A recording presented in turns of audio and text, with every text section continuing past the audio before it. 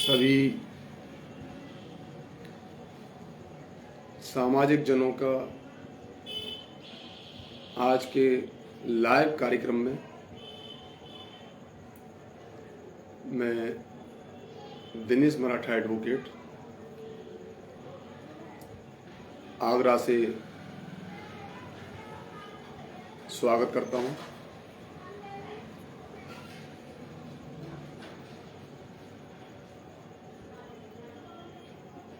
मैं आज के इस कार्यक्रम में महासभा का प्रवक्ता होने के नाते आपके सामने उपस्थित हूं। सर्वप्रथम मैं स्वर्गीय शामले प्रसाद आर्य जी, संस्थापक सदस्य महासभा, को विनम्र श्रद्धांजलि अर्पित करते हुए नमन करता हूं। तत्पश्चात पूर्व अध्यक्ष स्वर्गीय डॉक्टर अजय पाल सिंह जादौन जी को सादर श्रद्धांजलि अर्पित करता हूं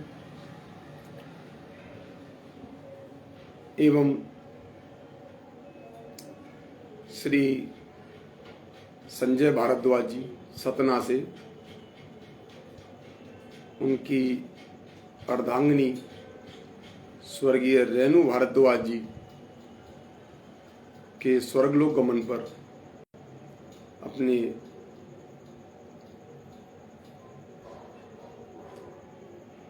सादर श्रद्धांजलि अर्पित करता हूं।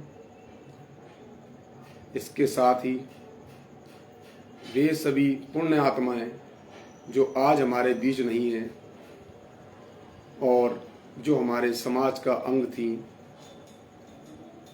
उन्हें सादर नमन करता हूं। आज के कार्यक्रम के लिए मुझे उपस्थित होने के लिए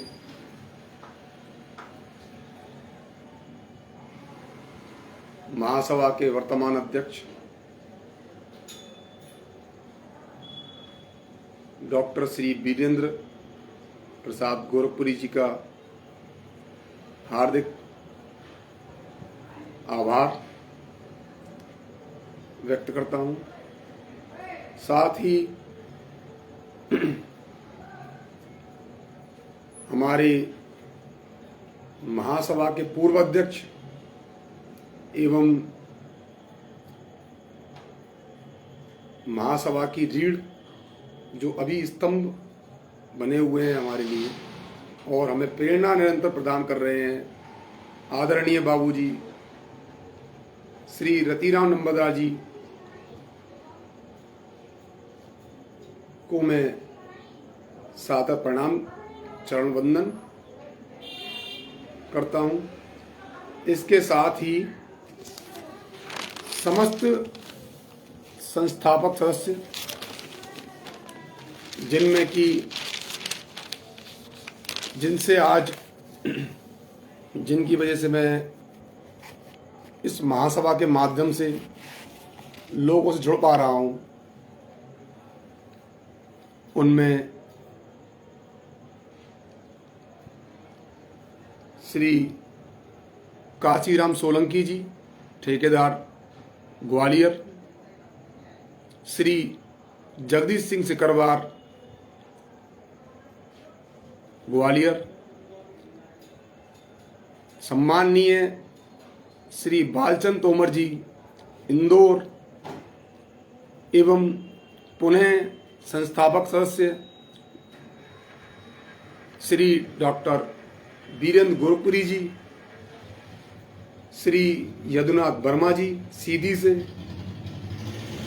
श्री काशी प्रसाद वर्मा जी सीधी से, साथ ही जो हमारे बीच में हमारे संस्थापक सदस्य मौजूद नहीं है, उन सभी का मैं आभार व्यक्त करता हूं, जिनमें स्वर्गीय प्रेमचंद माणिकलाल वर्मा जी नागपुर से एवं अन्य वे सभी फाउंडर मेंबर जिनकी इस लगाई हुई पौध जो आज वट वृक्ष बनने जा रहा है को मैं सादर नमन करते हुए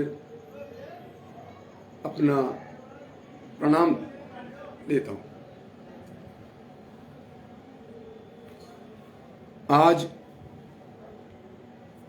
बहुत ही हर्ष का विषय है कि मुझे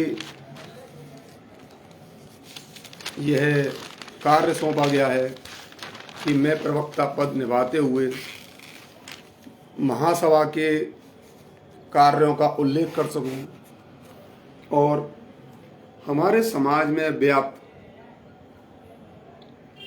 इन विभिन्न विरोधाभासों को समाप्त कर सकूं या प्रयास कर सकूं। हमारा समाज निरंतर प्रगति पथ पर आगे बढ़े, ऐसा हम सभी की कामना है और उसी के परिप्रेक्ष्य में मैं आज आप सबके मध्य उपस्थित हूं।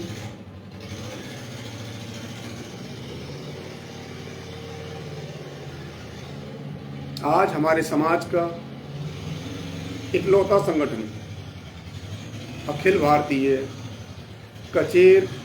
कचेरा राजपूत महासभा संचालित है और इसको निरंतर इसके सक्रिय सदस्य जीवंत रखते हुए इसमें सदस्य संख्या बढ़ाने में प्रयासरत हैं। जब हम एक संगठन की बात करते हैं तो उस संगठन में किन किन चीजों का समावेश होना चाहिए यह भी जानना आवश्यक है। किसी भी दो व्यक्ति या दो व्यक्तियों से अधिक जो समूह जब बनते हैं और वे किसी उद्देश्य की प्राप्ति के लिए बढ़ते हैं, चलते हैं, तो किसी कार्य की पूर्ति में एक संगठन की आवश्यकता होती है। जहां भी संगठन नहीं होता है वहां सदैव तरक्की संभव नहीं है। इसीलिए संगठन बनाना और संगठन को चलाना यह अत्यंत ही आवश्यक है। और जब संगठन बनाए जाते हैं तो उन संगठनों को चलाने के लिए भी निरंतर उन व्यक्तियों की आवश्यकता होती है जो उसको सक्रिय रूप में निभा सके। हर व्यक्ति सक्रिय नहीं हो सकता, हर व्यक्ति समय देने में असंभव है, यह आप और हम सभी जानते हैं। क्योंकि इस उहापोह की जिंदगी में, इस भागदौड़ की जिंदगी में हर आदमी के पास इतने कार्य होते हैं कि वह सभी कार्यों को करने में असफल है। हाँ, ऐसा हो सकता है कि अपने उन कार्यों में से थोड़ा सा समय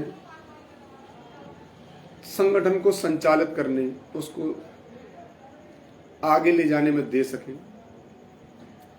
उसी परिप्रेक्ष्य में आज ये हमारा संगठन अखिल भारतीय कचेरा राजपूत महासभा समाज के बीच एक स्तंभ के रूप में अपनी जड़ मजबूत करता जा रहा है। बात आती है संगठन की शक्ति की। संगठन की शक्ति जब तक नहीं बढ़ेगी, जब तक कि वह सक्रिय लोगों से परिपूर्ण नहीं होगा। क्योंकि महासभा एक ब्रॉड संगठन है, एक बड़ा संगठन है, राष्ट्रीय स्तर पर है और इस संगठन में विभिन्न प्रांतों के लोग जुड़े हुए हैं। जितने लोग जुड़ेंगे संगठन की मजबूती उतनी बढ़ेगी। इस चीज से सभी भली भांति परिचित हैं, क्योंकि जहां एकता है वही हमारी पहचान है। जिस दिन हमने अपने आप को एक नहीं किया, वहां हम पिछड़ते चले जाएंगे। और संगठन ही एक ऐसा एकमात्र साधन है जिसके माध्यम से हम अपनी बात सरकारों तक पहुंचा सकते हैं, समाज तक पहुंचा सकते हैं। जैसा कि देखने में आ रहा है कि पिछले कुछ समय से विरोधाभास उत्पन्न हो रहे हैं कि भाई मीटिंगें करते हैं लोग, क्यों करते हैं, खाना पीना खाते हैं, चले जाते हैं। मेरे भाइयों, मुझे ये बताइए कि लोग मिलेंगे नहीं तो विचारों के आदान प्रदान कैसे होंगे? हर व्यक्ति के पास अपने विचार हैं, अपनी समस्याएं हैं। हर व्यक्ति तो संभव नहीं है कि हर व्यक्ति से मिल सके। एक एक व्यक्ति क्या समाज के प्रत्येक घर में जा सकता है? नहीं जा सकता किसी हालत में। उसी का एक सार्थक परिणाम है हमारा संगठन। इसीलिए इस संगठन की कार्य प्रणाली को चलाने के लिए बैठकों का किया जाना अति आवश्यक होता है। उसी के परिप्रेक्ष्य में महासभा की विभिन्न बैठकें अपने अपने प्रयासों से लोग करते हैं, जिसमें किसी को भी लाभ अर्जित नहीं करना, अपने धन से ही वह खर्चा उठाते हैं और समाज के लिए नए नए बिंदुएं, नए नए आयाम तलाश करते हैं। आजकल एक ट्रेंड सा चला हुआ है कि विरोध करो और नाम कमाओ। मेरे भाई, समाज में कभी ऐसा नहीं होना चाहिए। आप पिछले भी पहले कई बार सुन चुके हैं इन बातों को कि आप समाज के लिए लड़िए, लड़ नहीं सकते तो कुछ करिए, कर नहीं सकते तो जो कर रहे हैं उनका तो उत्साहवर्धन करिए कम से कम। बार बार ये बात क्यों आती है कि बैठकें करते हैं, खाते हैं, चले जाते हैं? आपने तो इतना देखा सिर्फ कि बैठकें हुई, लोगों ने खाया पिया और चले आए। लेकिन इस बीच में तमाम घटनाक्रम हुए। उन लोगों ने अपने समय में से समय निकाला। उससे भी पहले और आ जाइए आप कि बैठक के नियत स्थान किए जाते हैं कि उस स्थान पर बैठक होगी, और उसके पश्चात उस बैठक को ऑर्गेनाइज किया जाता है। बैठक ऑर्गेनाइज करने के पश्चात वहां की व्यवस्थाएं संभाली जाती हैं। व्यवस्थाओं में किसी भी कार्य और किसी भी प्रकार से कोई व्यवधान उत्पन्न ना हो, इसके भी प्रयास किए जाते हैं। ये तो रहा एक पक्ष। दूसरा पक्ष वह रहा जो अपने अपने प्रांतों से, अपने अपने स्थानों से उस बैठक में सम्मिलित होने के लिए जाते हैं। वे अपना अमूल्य समय, ये तो आप सभी परिचित हैं कि आज के समय में सबसे जो अमूल्यवान चीज है वह समय, जो किसी के पास नहीं है। इस भागदौड़ बड़ी जिंदगी में अगर कोई किसी से कुछ मांगना चाहे तो एक बार मिल जाएगा, किंतु समय अगर मांगता है तो समय के लिए तो आदमी तुरंत बहाने बनाना स्टार्ट कर देगा, भैया मेरे पास समय नहीं है। फिर भी उसके पश्चात लोग समाज के लिए, कि समाज में योजनाएं बने, विचारों के आदान प्रदान हो, धरातल पर हम जाकर के लोगों से मिलें, एक दूसरे से पहचान बढ़ावें और किसी भी तरीके से इस समाज में, इस कार्यकाल में अपने समाज के लिए कुछ करके जाना। अब इतना सब कुछ करने के बाद जब घर से आदमी निकलता है, रास्ते की परेशानियां भुगतता है, कार्यक्रम स्थल पर पहुंचता है, वहां पर खर्चा भी करके आता है, वहां जैसा भी व्यवस्थाएं रहेंगी, जैसा भी सामने वाला व्यवस्था देगा, उन व्यवस्थाओं में अपने आप को ढालने के प्रयास करते हैं और उसके पश्चात भी वहां अपनी पक्ष को रखता है। अब ये अलग बात है कि वहां पक्ष रखने के बाद किसी को कोई बात समझ में आती है, कोई बात समझ में नहीं आती है, लेकिन फिर भी प्रयास तो रहते ही है कि भाई हमारा जो पक्ष रखा जा रहा है वो मजबूती से रखा जाए, लोगों तक हमारी बात पहुंचे, लोग समझें इस चीज को कि हम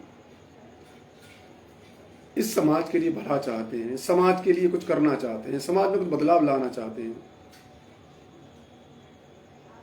उसके लिए संगठन की आवश्यकता रहती है। उसी परिप्रेक्ष्य में हमारे पूर्व बुजुर्गों ने इस महासभा का निर्माण कराया। प्रयास ऐसा था जिसको कि आज हमें आगे ले जाने की आवश्यकता है। उन्होंने शुरुआत की। कोई भी संगठन किसी एक व्यक्ति से नहीं चलता जब तक उसमें सक्रिय लोगों की भूमिकाएं अत्यधिक ना हो। आप सबके पास विचार हैं, इससे सभी परिचित हैं, किंतु उन विचारों को चार दीवारी में क्यों समाप्त कर रहे हैं? क्यों नहीं आप आकर के धरातल पर उतरते हैं? क्यों नहीं अपने विचारों से लोगों को प्रभावित करते हैं? क्यों नहीं विचारों से अपने समाज को प्रभावित करते हैं? आज आप जब तक समाज में या बैठकों में नहीं आएंगे तब तक आपकी बात नहीं सुनी जाएगी। घर बैठकर कहना और धरातल पर आकर कहना, उसमें दोनों में फर्क होता है।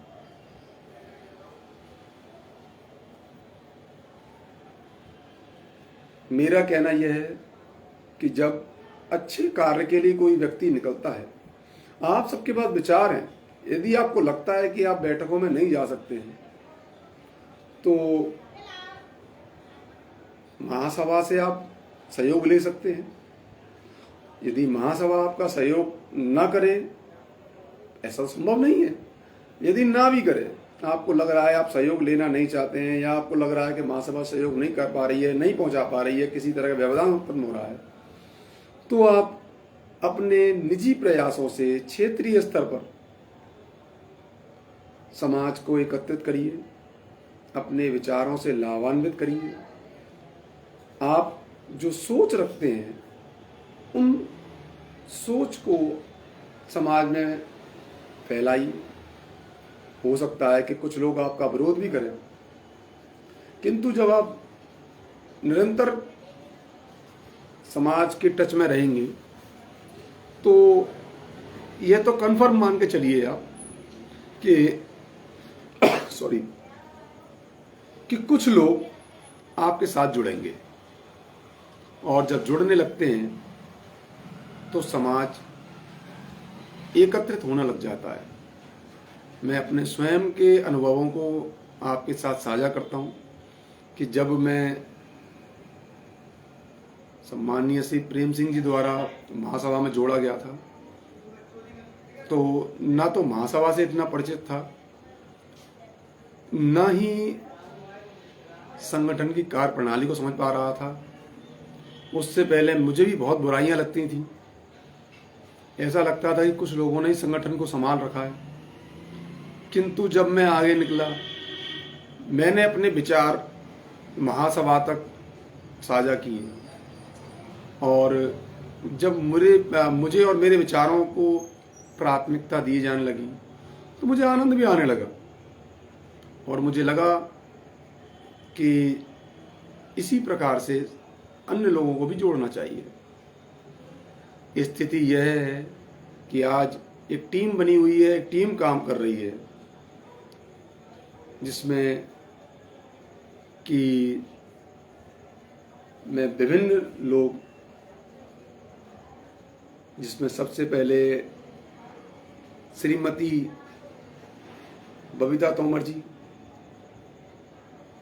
राष्ट्रीय महिला अध्यक्ष को मैं धन्यवाद देना चाहूँगा, साधुवाद देना चाहूँगा। वे एक टीम के रूप में महासभा से जुड़ी हुई हैं और निरंतर अपने क्षेत्र में रह कर के, इसके अलावा जहाँ भी बैठकें होती हैं वहाँ जा कर के पुरुष के कंधे से कंधा मिला के आगे चल रही हैं। उनका योगदान महासभा और समाज के लिए सराहनीय है। उनके परिवार का योगदान सराहनीय है, जो उन्हें निरंतर इस चीज़ के लिए प्रोत्साहित करता है कि वे आगे बढ़ें और अपने प्रयासों से, अपनी विचारों से। देखिए, चार दीवारी में आप सोचें कि आपके विचार समाज तक पहुंच जाएंगे, संभव नहीं है। मैं फिर वही बात दोहराऊंगा कि आपको आगे तो निकलना पड़ेगा। इसके साथ ही विभिन्न लोग हैं, जिसमें कि उपाध्यक्ष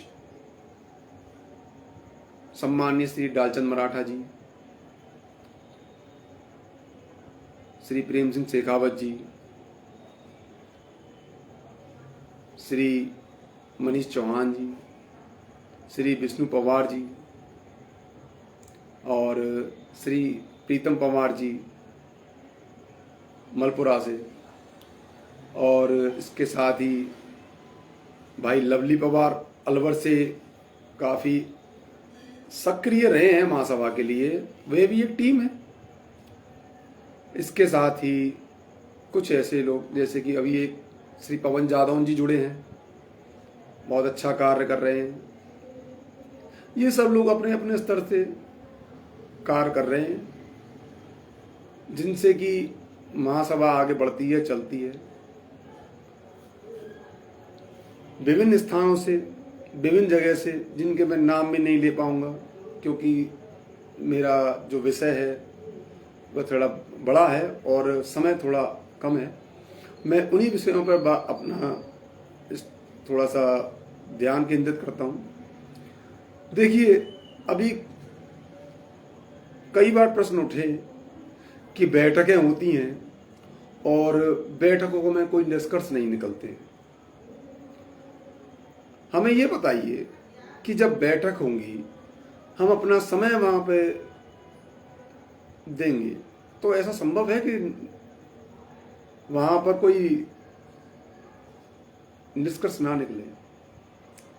उन्हीं निष्कर्षों में जो पिछली बैठकें हुई, महासभा द्वारा जो कार्य किए गए, उन पर कुछ बिंदुओं पर मैं प्रकाश डालता हूँ, जिनकी जानकारी पहले भी मैं एक बार लाइव आ चुका हूँ फेसबुक के माध्यम से, जिसमें मैंने इन महासभा के सभी क्रियाकलापों में जो जब उस समय पे हुए थे आप तक पहुँचाए थे। आज पुनः मैं उन पर थोड़ा सा बिंदु पर प्रकाश डालता हूँ। एक सम्मेलन कोरोना काल से पहले, हाँ, एक सम्मेलन की बात बार बार आती है कि अभी तक सम्मेलन नहीं कराया है, तो इस चीज़ से आप परिचित हैं कि एक सम्मेलन मैयर में 2017 में शायद हुआ है और उसके पश्चात कोरोना काल रहा। क्योंकि देखो, सम्मेलन जैसी चीज़ है एक साथ इतनी जल्दी तो हो नहीं सकती, उसके लिए भी बैठकें होती हैं, प्रयास भी किए गए। उज्जैन बैठक में इसके लिए प्रयास किए गए थे सम्मेलन में, लेकिन इसी बीच में कोरोना काल हुआ। कुछ विविधाएं महासभा के पक्ष में आ गई, जिसमें हमारे पूर्व अध्यक्ष जिसमें जो निरंतर कार्य कर रहे थे, डॉक्टर अजयपाल सिंह जादौन जी स्वर्ग सिधार गए, जिसकी वजह से कुछ विराम लगा। लोगों के हमारे बीच में चले जाने से हमें उनकी कमी महसूस होती है और उनके दिखाए हुए मार्ग पर ही हम आगे फिर बढ़ने का प्रयास करते हैं। तो उस समय भी सम्मेलन के बारे में चर्चाएं चल रही थी, किंतु कोरोना काल आया। फिर कोरोना काल के बाद तमाम गाइडलाइंस आई, जिसकी वजह से सम्मेलन की स्थिति उस समय नहीं बन पाई। तो ये बार बार ना करें लोग के सम्मेलन नहीं कर पा रहे हैं, महासभा कुछ नहीं कर रही है। कुछ स्थितियां ऐसी बन जाती हैं कभी कभी कि प्रयास भी करने चाहते हैं, लेकिन उसमें कुछ अपने अपने विचारों की वजह से थोड़ा सा समय ऐसा बदल जाता है कि लोग प्रयास भी करना चाहें तो नहीं हो पाता। किंतु इस बात को इतना तूल ना दे करके पुनः ऐसा हो चुका है कि अभी महासभा अपनी पटरी पर दौड़ने के लिए तैयार है। हमें पुनः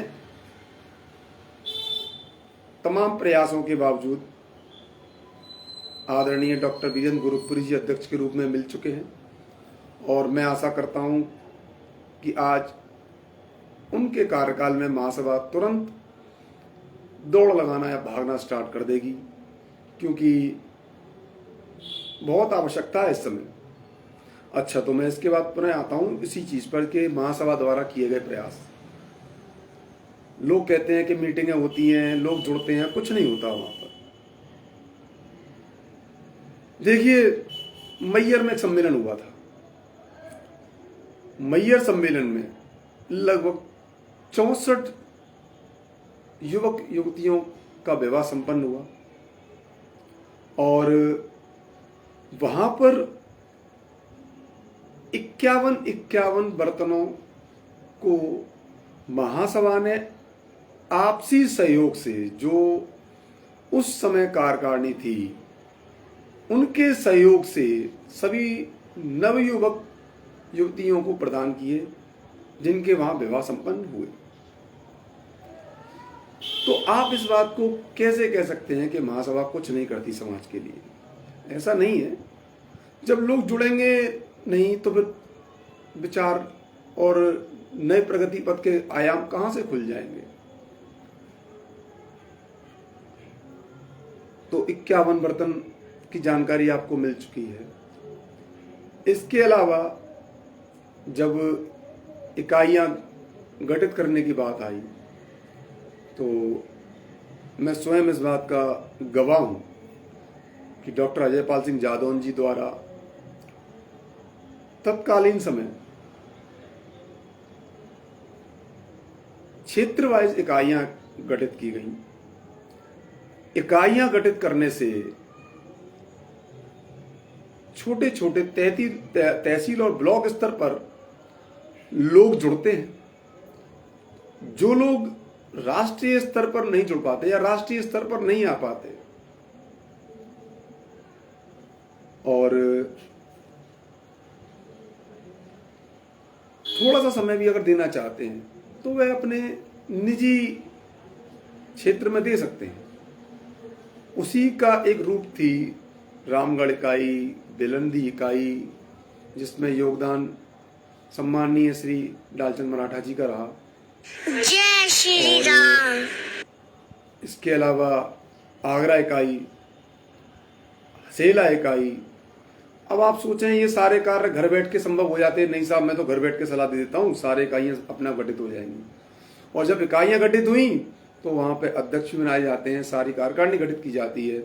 और जब कार्यकारिणी गठित होगी तो आप भी समझते हैं कि पदाधिकारी जिम्मेदारियों से परिपूर्ण हो जाते हैं और जिम्मेदारियां अपनी निभाते हैं। तो इस बात को ना समझें। फिरोजाबाद इकाई भी गठित की गई। इसके अलावा सतना इकाई का भी जन्म उसी समय हुआ।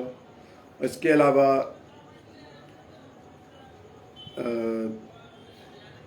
कुछ और जगह भी इकाइयां गठित हुई। तो ये सारी चीजें बैठकों से संभव होती हैं। जय श्री राम। कभी भी इस चीज का आरोप प्रत्यारोप ना लगाएं कि बैठकें निरर्थक साबित होती हैं। जब लोग जुड़ेंगे तो कन्फर्म बात है कि लोग अपने कुछ ना कुछ प्रयास ऐसे करेंगे जिससे कि समाज में कुछ नई चीजें जुड़े। अब महासभा के कार्यों में मैं आगे इसी परिप्रेक्ष्य में आगे बढ़ता हूं कि जब महासभा का संगठन बढ़ता है, लोग जुड़ते हैं, सक्रिय सदस्यता बढ़ती है, तो सदस्य संख्या भी बढ़ाना आवश्यक हो जाता है। वह भी तभी संभव है जब बैठकें होती है। बैठकें नहीं होंगी तो आप ये कन्फर्म मान के चलिए सदस्य संख्या भी नहीं बढ़ेगी। इसीलिए ये सारी बैठकें धरातल पे होती हैं, सदस्य संख्या बढ़ाई जाती है। आज मैं पुनः आपको इस बात का जानकारी दे दूं कि हमारे देश में एक भयावह समय कोरोना काल का आया था। उस कोरोना काल में सभी ऐसे कार्य बंद थे जिनसे दैनिक आवश्यकताओं की पूर्ति होती है। हमारा समाज निम्न तबके का समाज है और यहाँ पर अधिकतर जो कार्य होते हैं वे बिजनेसमैन ही कर रहे हैं, जिसमें मैं ये भी कहूँ तो उसमें बुरा मानने वाली कोई बात नहीं है कि चूड़ी का कार्य और लेडीज कॉर्नर कार्य ज़्यादा होते हैं और कोरोना के टाइम में लगभग सभी बंद थे। अब जब इतना छोटा कार्य था तो लोग अपना इंतजाम बहुत से कर लेते हैं, बहुत से नहीं कर पाते हैं। उसी परिप्रेक्ष्य में महासभा द्वारा तत्कालीन अध्यक्ष और महासचिव द्वारा एक छोटा सा प्रयास जरूरतमंद लोगों को 1500 रुपए की धनराशि घर बैठे पहुंचाने का प्रयास किया गया था, पहुंचाए भी गए थे, जिसमें तमाम लोग समाज के लाभान्वित हुए थे।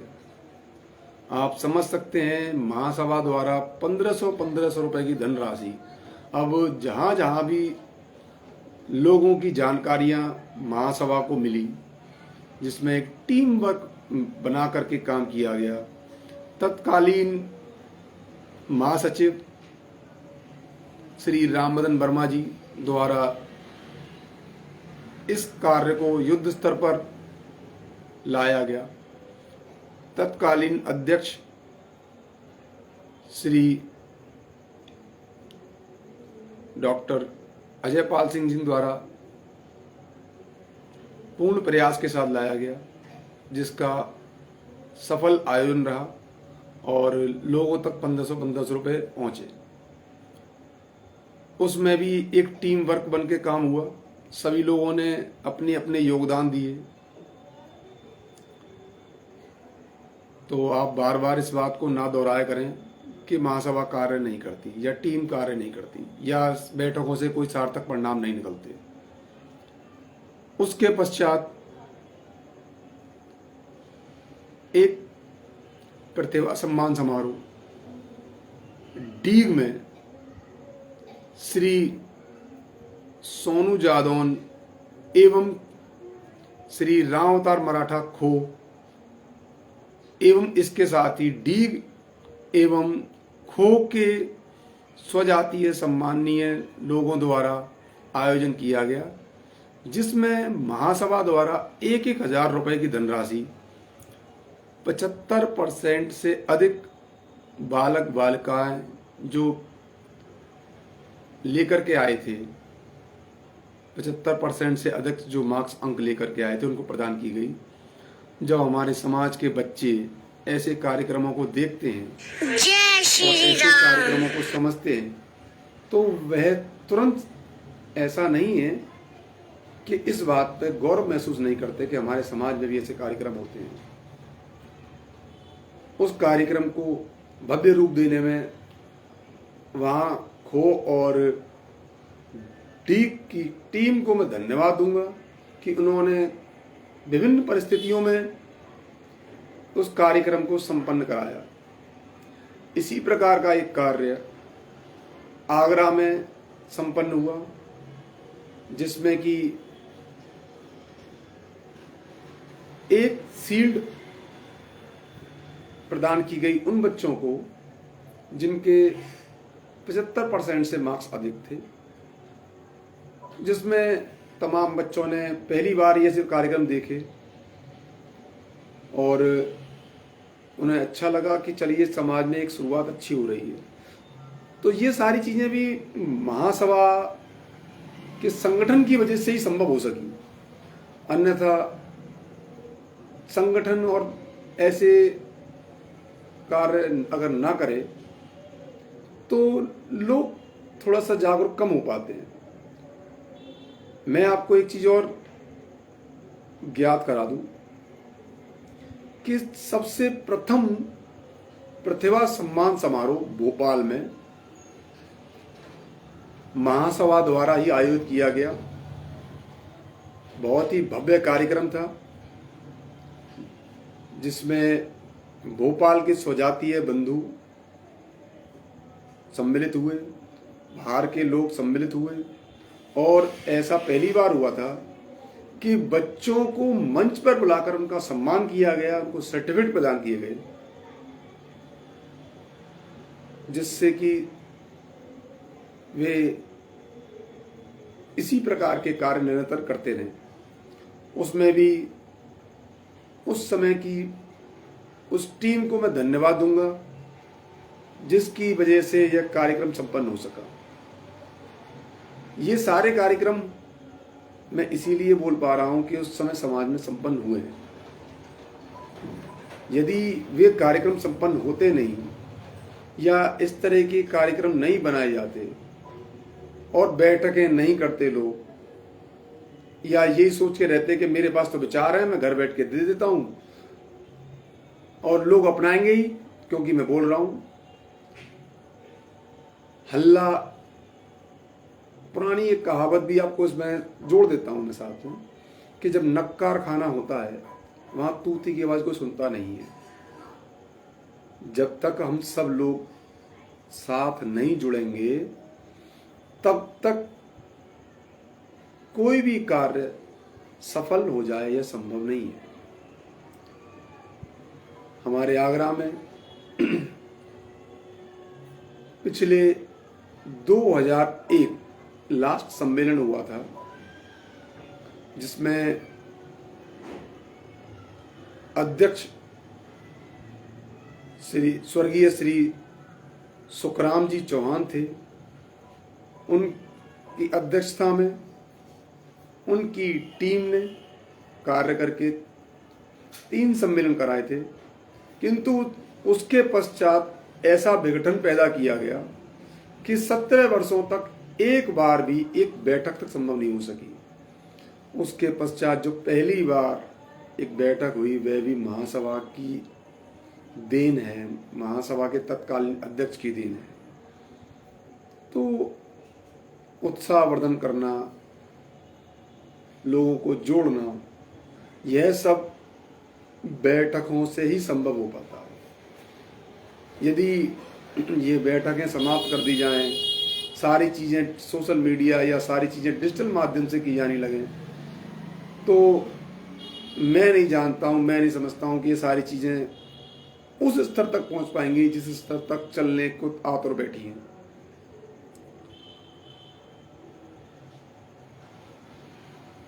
उस समय भी भरसक प्रयास किए गए आगरा में कि किसी भी प्रकार यह बैठक संपन्न ना हो सके, किंतु उन प्रयासों के पश्चात भी जब ठान ली हमने कि नहीं ऐसे करके रहना है तो कार्यक्रम संपन्न हुआ।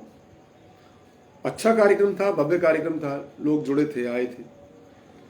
चलिए, खैर ये ऐसे मैं इसीलिए इसका बता रहा हूं कि हर आदमी को अपने अपने प्रयास करने चाहिए, जिससे कि जब ऐसे कार्यक्रम होंगे तो हमारी जो आगे आने वाली पीढ़ी है वह भी ऐसे सामाजिक स्तर पर अपने कार्यक्रम देख पाएगी। अच्छा, मैं महासभा के योगदान के बारे में समाज में मैं बता रहा था, उसी परिप्रेक्ष्य जय श्री राम। की फीस न दे पाने की वजह से पढ़ाई बीच में रुक गई थी। आप समझ सकते हैं, एक तो समाज की बालिका, ऊपर से उसकी पढ़ाई जो, क्षमा चाहूंगा शायद कोई व्यवधान उत्पन्न हुआ था। चलिए, ऐसे व्यवधान तो आते रहते हैं और इन व्यवधानों से ही हम आगे बढ़ेंगे, जय श्री राम। संभव है कि आगे निकल सकें, क्योंकि जब लहर जितनी ताकतवर होगी उसे काटने में भी उतना ही मजा आएगा। समुद्र में जब कूदे हैं तो ये लहरें तो आना संभव है। तो मैं ये कहना चाह रहा हूं कि सतना जिले की एक बालिका जिसकी पढ़ाई बीच में रुक गई और उसने महासभा से गुहार लगाई थी कि मुझे पढ़ना है और मेरे जो गार्जियंस हैं मेरी संभव मदद नहीं कर पा रहे हैं या उस स्थिति में नहीं है कि मैं अपनी पढ़ाई निरंतर रख सकूं। तो उस बच्ची की 1 वर्ष की फीस महासभा के माध्यम से उस कॉलेज को अदा की गई थी, जिसकी वजह से उस पढ़ाई में वह बालिका निरंतर रह सकी। और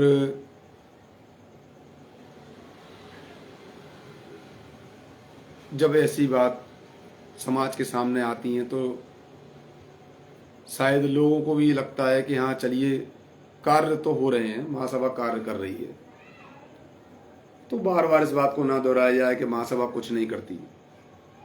महासभा में जब लोग जुड़ेंगे, अपने विचारों का आदान प्रदान करेंगे, तो कन्फर्म मान के चलिए कि वे कार्य तो अवश्य करेंगे।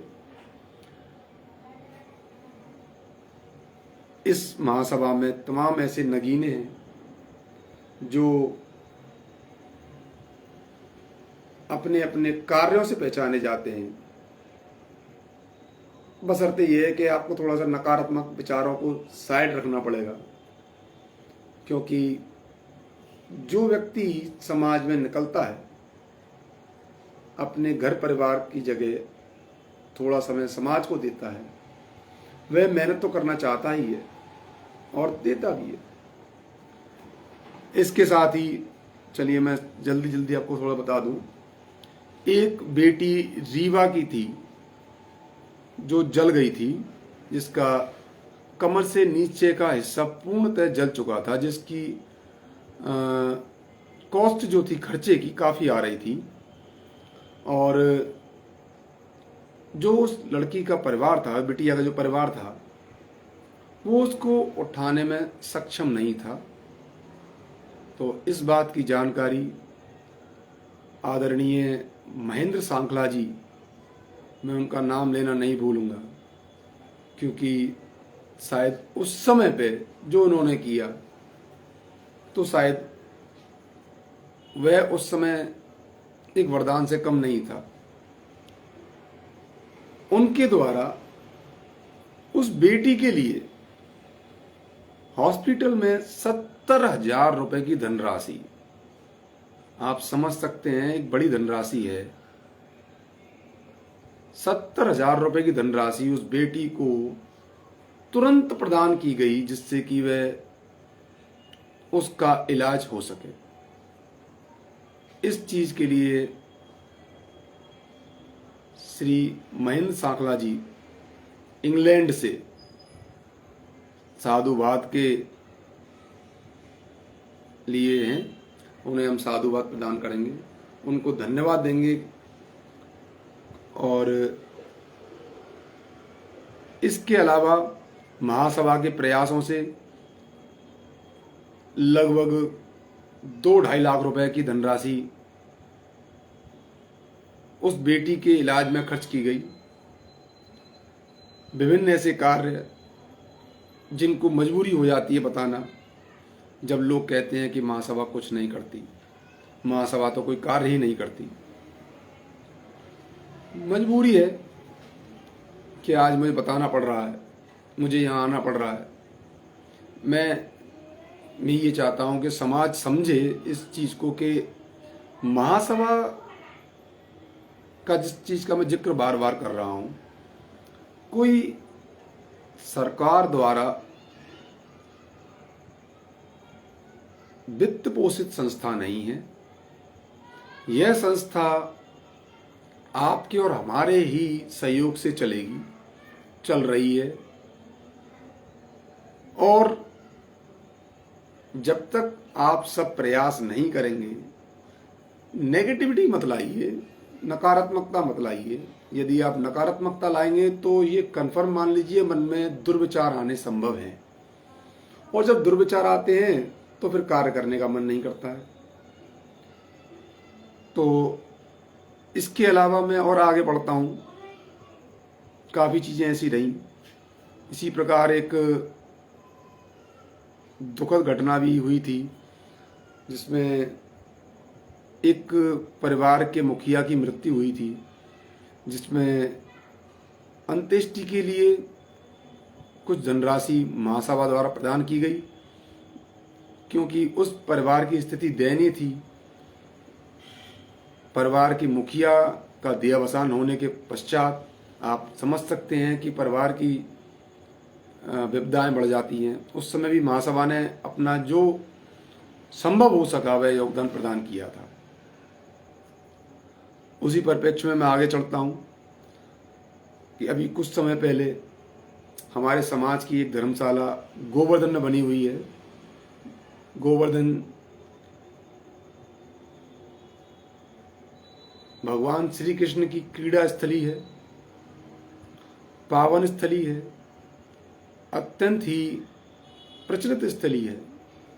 वहाँ लोग गिरिराज जी की परिक्रमा लगाते हैं, वहाँ लोग आते हैं और रुकने के लिए स्थान देखते हैं। वहाँ हमारे समाज के सभी वर्गों द्वारा सहयोग द्वारा एक धर्मशाला स्थापित है। उस धर्मशाला के जीर्ण द्वार का जो एक प्रयास किया जा रहा है, उसमें सर्वप्रथम मैं पुनः आदरणीय बबीता तोमर जी का नाम लेना चाहूँगा। उनके सहयोग से कार्य, क्योंकि ये धर्मशाला जो बनी थी वह पिछले कई वर्षों की बनी हुई है और उसमें थोड़ा देख रेख ना हो पाने की वजह से स्थिति थोड़ी बिगड़ गई है। तो वहाँ अभी 21,000 रुपये की धनराशि की घोषणा श्रीमती बबीता तोमर जी की ओर से की गई। 11,000 रुपये की घोषणा आदरणीय बाबूजी रतिराम नम्बदराज जी की ओर से की गई। इसके अलावा श्रीमान प्रेम सिंह जी के द्वारा 5100 रुपये की धनराशि, दिल्ली अध्यक्ष बाबूजी श्री राजेंद्र तोमर जी के द्वारा 5100 की धनराशि, इसके अलावा श्री डालचंद मराठा जी अलवर से के द्वारा 5100 रुपये की धनराशि और बाकी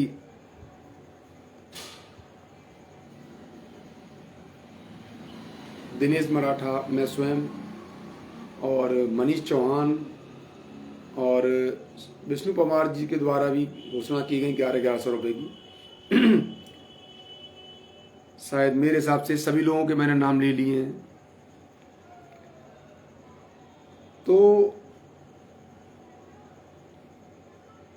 जब इन सब लोगों ने एक बैठक की और धनराशि की घोषणा की, तो वहाँ जो धर्मशाला बनी हुई थी उसमें दरवाजे नहीं थे।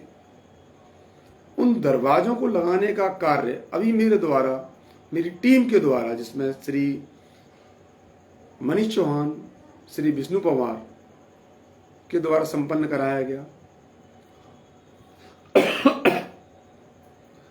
जिससे कि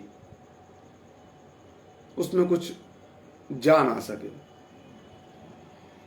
और पुनः वह धर्मशाला जो जीर्ण शीर्ण हालत में है अपने स्वरूप को प्राप्त कर सके।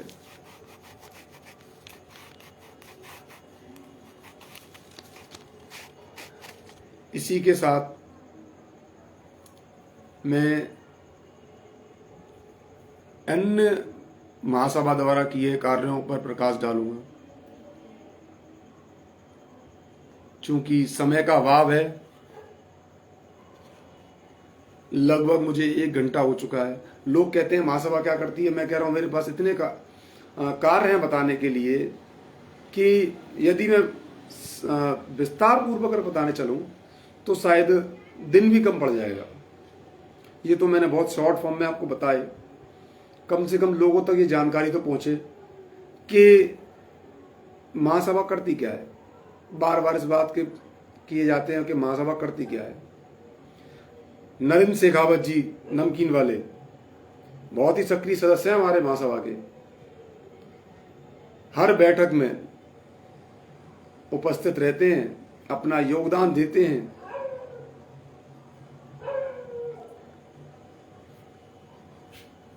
श्री जगराम जी तोमर जबलपुर से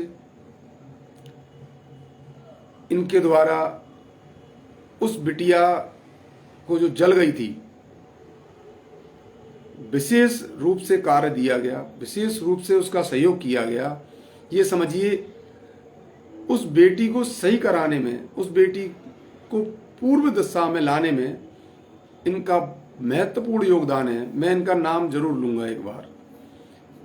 ये बुजुर्ग हैं लेकिन शरीर से हैं, लगते नहीं, क्योंकि इनकी भागदौड़ थी जिसकी वजह से वो बेटी सही हो सकी। ये तो रहा महासभा का योगदान। इसके अलावा महासभा के तमाम ऐसे कार्य रहे जिनसे कि हमारे समाज को उसका लाभ मिला है। मैं धन्यवाद उन लोगों को देना चाहूँगा जिनकी वजह से आज हमारे समाज में तमाम ऐसी चीज़ें स्थापित हो सकी जिससे कि हमारा समाज लाभ प्राप्त कर रहा है, जिसमें स्वर्गीय श्री मंगल सिंह राजपूत बैतूल वाले, ये एक ऐसा नाम है जितनी तारीफ की जाए उतना कम है। इनका सामाजिक कार्य के लिए योगदान सराहनीय है। इनके द्वारा आप समझ सकते हैं मैं क्या बोलने जा रहा हूं। 1978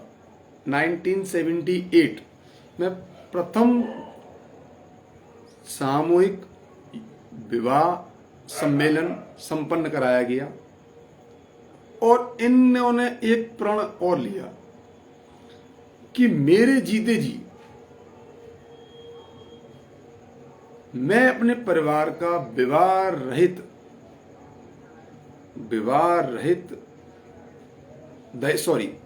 दहेज रहित विवाह संपन्न कराऊंगा। मैं अपने जीते जी अपने बच्चों का दहेज रहित विवाह संपन्न कराऊंगा। यह आप समझिए कितनी बड़ी प्रतिज्ञा होती है। और इन्होंने 1978 से निःशुल्क सम्मेलनों की स्थापना की, निःशुल्क सम्मेलनों का आयोजन करना स्टार्ट किया। ऐसे व्यक्ति धन्यवाद के पात्र होते हैं। ऐसे महान पुरुष हैं हमारे समाज के अंदर जिनके द्वारा ऐसे कार्य किए जाते हैं।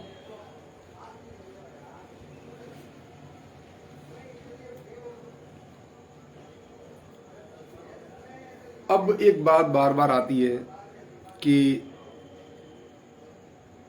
इस महासभा का नाम अखिल भारतीय कचेरा राजपूत महासभा क्यों है?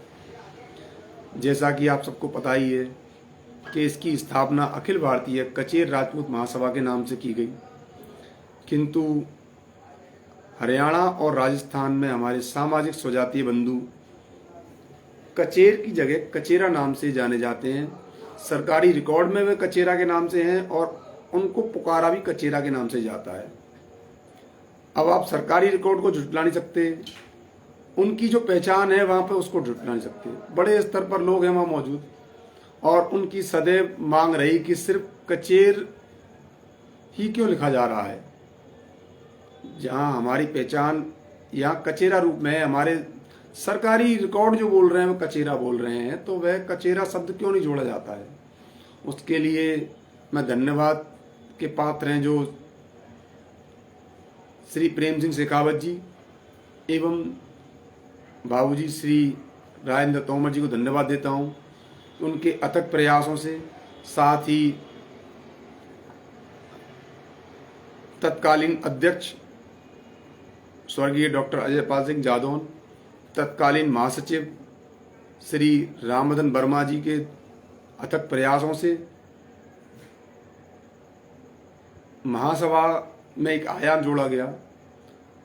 अखिल भारतीय कचेरा राजपूत महासभा इसका नाम हुआ। अब बात आती है इस चीज की कि हम ओबीसी में आते हैं, राजपूत क्यों लगाते हैं? मेरे भाइयों, बार बार इस चीज पे विवाद क्यों उत्पन्न करते हैं आप?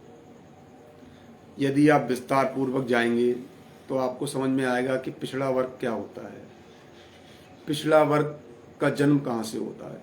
आप गूगल सर्च कर लीजिए, गूगल में साफ साफ निकल कर आएगा कि सामान्य वर्ग में जिस बात को बोलने जा रहा हूं, प्रमाण के सहित बोल रहा हूं, आप गूगल सर्च कीजिएगा तो निकल के आ जाएगा कि ओबीसी का उद्भव कहां से हुआ। पहली बात तो इस बात को बता दूं कि 1991 में प्रथम बार ओबीसी का उद्भव हुआ है और वहीं से ही इसकी शुरुआत हुई है, इसी से अस्तित्व में आया है। तो मैं ये बताना चाह रहा हूं कि ओबीसी यानी कि अन्य पिछड़ा वर्ग का जो उद्भव हुआ है, जो जन्म हुआ है, वह सामान्य वर्ग में से हुआ है। अगर आपको मेरी बात झूठ लगे तो आप गूगल सर्च कीजिएगा, वहां आपको पूर्ण जानकारी मिल जाएगी। और शायद मेरे हिसाब से ये मेरे द्वारा नहीं डाली गई होगी, ये सब सरकारी चीजें हैं और वहां पर जो जानकारी मिलेगी वो आप खुद सर्च कर लेंगे। जो इस चीज पर बहस करते हैं, जो इस चीज पर बार बार अनुचित जो शब्द होते हैं उनका प्रयोग करते हैं, ऐसे शब्द जिनका प्रयोग मैं तो बिल्कुल सार्वजनिक रूप से लेना भी नहीं चाहूँगा और एक सभ्य व्यक्ति भी नहीं लेना चाहेगा, वो ऐसे शब्दों का प्रयोग करते हैं। हम एक समाज हैं, कोई कुछ लगाता है या कोई कुछ लगाता है, लेकिन जानते सब हैं। जब एक दूसरे रिश्तेदारियाँ होती हैं तो समझते हैं लोग कि ये रिश्तेदारी कहाँ है, ये रिश्तेदारी कहाँ है और हम रिश्तेदार कैसे हैं, तो समाज ही है, कन्फर्म बात है। तो अन्य पिछड़ा वर्ग का जो जन्म हुआ है वह सामान्य वर्ग में से हुआ है और सामान्य वर्ग का मतलब यह हुआ कि हम राजपूत हैं। कर्नल टाट अंग्रेज अधिकारी था, कर्नल टाट जो एक इतिहासकार था, उसको इतिहास लिखने का मौका दिया गया। उस कर्नल टाट ने जातियों में समाज को बांटकर हमारे समाज में फूट डाल दी, जिसकी वजह से हमारी जो जातियां हैं राजपूतों में से बढ़ गई। राजपूत तो हम हैं, किंतु एक समय ऐसा था जब मुगलों के आक्रमण की वजह से राजपूतों ने, जहां पर कम संख्या में थे वो लोग, उन्होंने जो दूसरा कार्य कर रहे हैं उन कार्यों के संग में अपना कार्य करना स्थापित किया। तो हमारे समाज ने कांच का कार्य स्थापित करना जो कांच का लोग कार्य कर रहे थे उनके साथ कांच का कार्य करना स्थापित किया। तो कचेर नाम पड़ा या कचेरा या कांचकार, वो कुछ भी कह सकते हैं आप, नाम पड़ा। तो जो कम स्तर पे थे, या तो जीवन त्याग दो या किसी भी रूप में अपने जीवन को बचाने के लिए ऐसे कार्य करो, तो वो हुआ। तो सामान्य वर्ग में वे जातियां, ये सरकार द्वारा लिखित रूप में दिया गया है कि सामान्य वर्ग की वे जातियां जो शिक्षा या गरीबी के रूप में पिछड़ी हुई हैं, पिछड़ी जाति में समाहित की जाती हैं और ये सामान्य वर्ग का ही भाग है, इसीलिए इनको वर्गीकृत किया गया और एक प्रयुक्त शब्द अन्य पिछड़ा वर्ग का दे दिया गया या पिछड़ा वर्ग का दे दिया गया। तो इस बात पर बार बार विरोधाभास न लाया जाए कि हम राजपूत क्यों लगाते हैं, हम राजपूत तो है ही नहीं, राजपूत हटा दो, राजपूत ये कर दो। देखिए, समझ आपको बैठानी पड़ेगी। आप लगाइए कुछ भी, आप जो है वही रहेंगे। अन्य पिछड़ा वर्ग सामान्य वर्ग में से जन्म लिया है, इस बात की जानकारी आपको शायद ना हो, मैं दे रहा हूं, आप गूगल सर्च करिए आराम से। तो अगली बार से जब आप इस चीज पर बहस करें तो लोगों को बताएं कि ये जो अन्य पिछड़ा वर्ग है और जहां पे हम राजपूत का इस्तेमाल कर रहे हैं या हम कचेर वर्ड, आप कचेर लगाइए, पहचान तो देखिए, जब तक आप संख्या बल आपके पास नहीं होगा पहचान आपकी नहीं बनेगी। संख्या बल कैसे लाएंगे आप, जब तक आपका संगठन नहीं होगा, और संगठन तब तक कार्य नहीं करेगा जब तक कि आप सक्रिय नहीं होंगे। तो घर बैठ करके हल्ला मचाने से अच्छा है आप बैठकों में आइए, वहां हल्ला मचाइए, वहां आपका हल्ला सुना जाएगा, वहां आपकी बात सुनी जाएगी। एक बार तो हल्ला मचाओगे आप, अगली बार तो समझ में आ जाएगा कि भाई चलिए मेरी बात तो समझी जाती है वहां पे। तो वहां आइए और अपनी बात रखिए।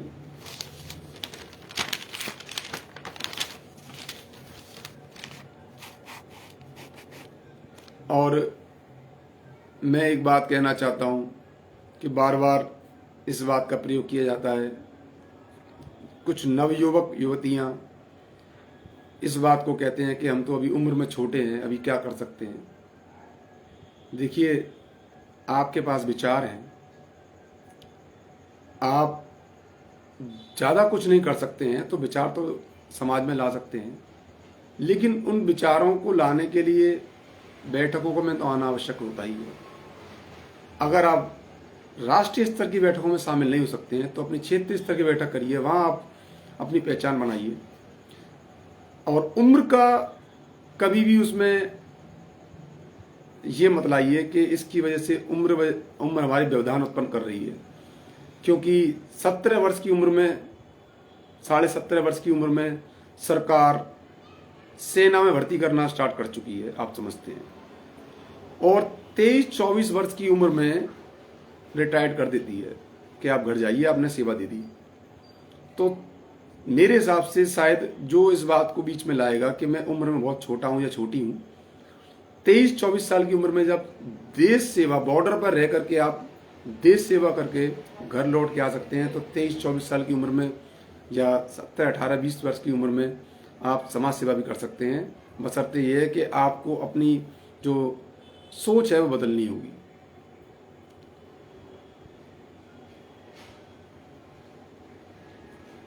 इसके अलावा तमाम ऐसी चीज़ें हैं कि समर्पण की भावना लोग कम लाते हैं, कि हमारे समाज में समर्पण नहीं है लोगों में, और जो लोग समर्पित भावना से कार्य करते हैं उन्हें गालियों का भी फर्क नहीं पड़ता है। उन्हें पता है कि हमें तो जो कार्य सौंपे गए हैं वे कार्य करने हैं, हमें बैठकों में जाना है, हमें समाज के लिए कुछ करना है, हमें अपनी आय का कुछ अंश समाज में देना है। और जब लोग जाएंगे आएंगे, लोग जुड़ेंगे, तो ये सफल क्रांति हम ला सकते हैं, ये भी आप जानते हैं।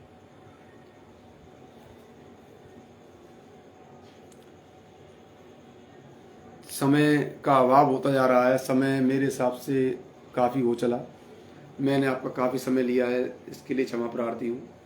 किंतु फिर भी देखिए बातें रह जाती हैं, मेरे पास कहने को काफ़ी कुछ है, क्योंकि पिछले 5-6 साल से, लगभग 6 साल से मैं जुड़ा हुआ हूँ महासभा से, और मैं देख रहा हूँ महासभा काम कर रही है। क्योंकि जब मैं जुड़ा था तो सदस्य संख्या से बहुत कम थी, आज सदस्य संख्या भी बढ़ी है। तो मेरा करबद्ध निवेदन है कि वे लोग जिनके पास एक सकारात्मक विचार हैं, जो सार्थक रूप से समाज में कुछ करना चाहते हैं, छोटे या बड़े स्तर पर मैं नहीं जाऊंगा, वे जरूर निकलें, समाज में आगे बढ़ें, आएँ, अपने प्रयासों से समाज को आगे लेकर के जाएं। जलन ना लाएं, बस जलन ना लेकर के आएं कि ऐसा मेरे बिना क्यों हो रहा है, मेरी बात क्यों नहीं रखी गई, मेरी बात क्यों नहीं मानी गई। जब जलन वाली बात आएगी तो समाज में विघटन पैदा होना संभव है, और मैं नहीं समझ सकता हूं कि यदि विघटन होगा तो समाज किसी भी स्तर पर या महासभा किसी भी स्तर पर जिन उद्देश्यों की प्राप्ति के लिए बनाई गई है वह उद्देश्य प्राप्त कर पाएगी। जलन से मुझे एक चीज़ याद आती है कि मैं शमशान में खड़ा था और एक अर्थी जल रही थी और वह राख हो रही थी। तब दिमाग में सोच रहा था मैं कि जीवन भर जलता रहा मैं, जीवन भर जलता रहा मैं सिर्फ राख होने के लिए। तो राख होने के लिए जले नहीं, कार्य करें। यदि आप कार्य करेंगे तो निश्चित ही पहचान बनाएंगे, लोग आपको याद करेंगे। दूसरा मैं ये कहना चाहता हूं कि अच्छे कार्यों को दुनिया याद करती है, बुरे कार्यों को सब भूलना चाहते हैं। दूसरा ये है कि यदि मैं अच्छे कार्य करूंगा तो मेरे बच्चे इस बात को नहीं कहेंगे कि साहब मैंने अच्छे कार्य किए हैं, मुझे तो और लोग पहचानेंगे इस बात से कि मैंने अच्छे कार्य किए हैं। जब लोग बोलें कि मैं अच्छे कार्य कर रहा हूं तो मैं कार्य कर रहा हूं, ना कि मेरे घर के लोग मुझसे बोलें कि मेरा बेटा या मेरे पिताजी या मेरे पति अच्छा कार्य कर रहे हैं। जब लोग बोलें कि आप अच्छे कार्य कर रहे हैं तो अच्छे कार्य आपने किए हैं, किंतु अपने मुंह मियां मिट्ठू बनना ये तो रीत गलत है। इसके साथ ही मैं आज उन सभी लोगों को धन्यवाद देना चाहता हूं जिसमें कि आज के कार्यक्रम के प्रणेता बहुत मेहनती हैं हमारे भाई साहब श्री ब्रज किशोर जी, हमारे प्रचार मंत्री हैं महासभा के, बहुत मेहनत करते हैं और अपना दायित्व भी निभा रहे हैं। उन्हीं का सार्थक परिणाम है कि मैं आज लाइव आया हूं। उनके द्वारा ही मुझे प्रोत्साहित किया गया कि आप लाइव आइए, पुनः एक बार लाइव आइए, महासभा की बात रखिए, मैं उनको धन्यवाद दूंगा। इसके साथ ही मैं उन सभी लोगों को धन्यवाद दूंगा जो मेरे साथ खड़े होते हैं, जो एक टीम बन के कार्य करते हैं, जो इस महासभा की रीढ़ बने हुए हैं, जो इस महासभा को आगे चलाने का प्रयास कर रहे हैं। और मैं जोड़ना चाहूंगा इसमें कि आप निश्चिंत रहें, महासभा की वर्तमान कार्यकारिणी जिसमें महिला अध्यक्ष भी और राष्ट्रीय अध्यक्ष डॉक्टर वीरेंद्र गुरुपुरी जी भी हैं, इसके साथ ही उनकी तमाम टीम तैयार है अपने कार्यों को आगे बढ़ाने के लिए, इस महासभा को आगे बढ़ाने के लिए, जिससे कि कुछ नई चीजें, कुछ नए आयाम स्थापित किए जा सकें। आपको देखिए, शिकायत तो जीवन भर रहेगी, क्योंकि जो कार्य करता है शिकायत भी उसी से की जाती है, यह भी हम जानते हैं, और इसमें बुरा मानने वाली कोई बात नहीं है। मैं पुनः इस बात पर प्रकाश डालूंगा कि बैर भावना छोड़ दीजिए, समाज को एक कीजिए, उसी में हम सबकी पहचान छुपी हुई है, हम सबका भला छुपा हुआ है। यदि हम सब संगठित रहेंगे, महासभा के बैनर तले कार्य करेंगे, राष्ट्रीय स्तर पर अपनी पहचान बनाएंगे, तो ये आप मान के चलिए कि किसी न किसी स्तर पर हम अपने समाज को भला देंगे। और जहां हमने अपने अपने निजी स्वार्थ साध लिए, जहां हमने ये सोच लिया कि मुझे फला पद क्यों नहीं दिया गया, मुझे पद क्यों नहीं मिल रहा, मेरे लिए ये पद उपयुक्त है, मैं इस पद के लिए ही हूं, तो आप पद की लोलुपता में कार्य करना भूल जाएंगे और कहीं ना कहीं अहम हावी होना शुरू हो जाएगा। जिससे कि जिन कार्यों के लिए हम सब बने हैं वे पिछड़ जाएंगे। मैं उन सभी को धन्यवाद देता हूं जो इस महासभा के लिए कार्य करते हैं, सक्रिय रूप से अपनी भूमिकाएं निभाते हैं। मैं करबद्ध उन सभी को इस सहयोग के लिए धन्यवाद देता हूं। आज मुझे प्रवक्ता पद पुनः प्रदान किया गया है। मैं इससे पहले डॉक्टर अजय पाल सिंह जादौन जी की कार्यकारिणी में भी प्रवक्ता पद रहा है मेरे पास, और मैं विधि सलाहकार के पद पर भी कार्यरत रह चुका हूँ। तब भी मैंने कार्य किया था, आज भी मैं कार्य करने के लिए तैयार हूँ, बशर्ते यह है कि आप सबका सहयोग मिले, आप सब भी मेरे साथ कंधे से कंधा मिलाकर एक कार्य करें। एक व्यक्ति कभी कोई कार्य नहीं कर सकता है और द्वेष भावना से कभी कार्य नहीं हो सकते। मैं तो यही कहूँगा कि जब तक मेरे वे सभी साथी जो समाज के लिए कुछ करना चाहते हैं, इस महासभा के लिए कुछ करना चाहते हैं, एक साथ संपर्क सूत्रों में बंधे, एक साथ कार्य करें। और मैं उन सभी को धन्यवाद देता हूं जो इस महासभा से जुड़े हुए हैं, इसकी सदस्य संख्या बढ़ाने में निरंतर कार्य कर रहे हैं, इसमें सक्रियता निभा रहे हैं, बैठकों में आते हैं, तन मन धन से सहयोग देते हैं। वे सब बधाई के पात्र हैं, क्योंकि अपने निजी समय में से, अमूल्य समय में से समय देना बहुत ही कठिन है, और जो इस कार्य को करता है निश्चित ही बधाई का पात्र है। इन्हीं शब्दों के साथ यदि मुझसे कुछ छूट रहा हो तो मैं, अगर आप सभी ने मौका दिया तो पुनः लाइव आकर के विभिन्न क्रियाकलापों पर प्रकाश डालूंगा। आज की वाणी को विराम देता हूं और सभी को धन्यवाद देता हूं जिन्होंने मुझे धैर्यपूर्वक सुना, और सभी उन लोगों का धन्यवाद देता हूं जो इस महासभा के लिए कार्य कर रहे हैं, इस संगठन के लिए कार्य कर रहे हैं, समाज के लिए कार्य कर रहे हैं। आप सभी का धन्यवाद। नमस्कार।